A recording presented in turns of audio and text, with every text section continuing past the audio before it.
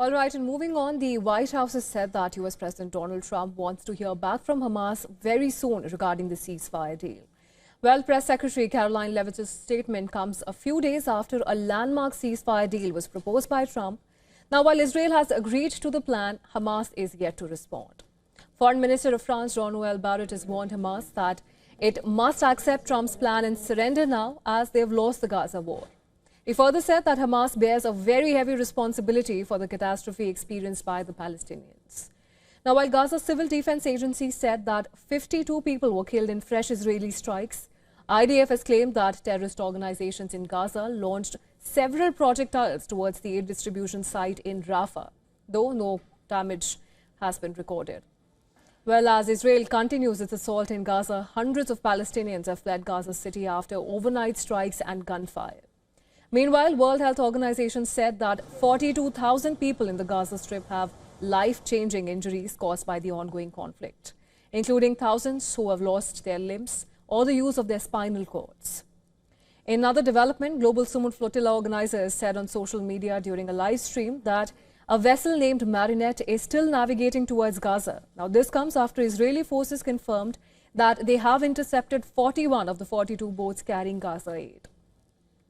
Israel has also said that it would deport pro-Palestinian activists who were detained from a Global Summit Flotilla to Europe.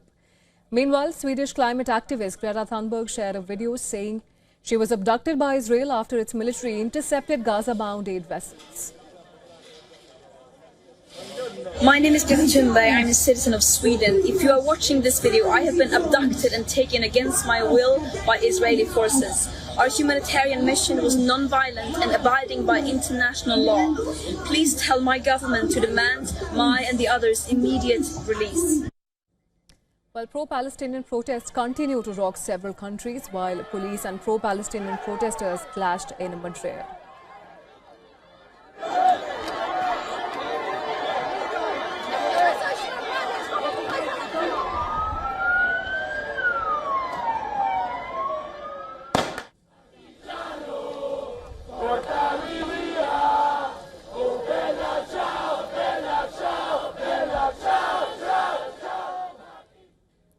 And people held a rally in Rome against the interception of the Gaza aid flotilla by the Israeli forces.